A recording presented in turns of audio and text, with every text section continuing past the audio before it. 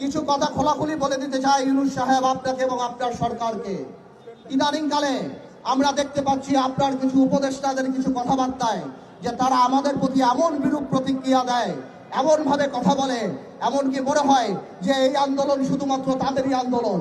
আমার ভাইয়েরা, তোমরা আমার যে বয়সে ছোট, আমি তুমি করেই বলি, সরকার নামানো আর সরকার চালানো এক কথা না।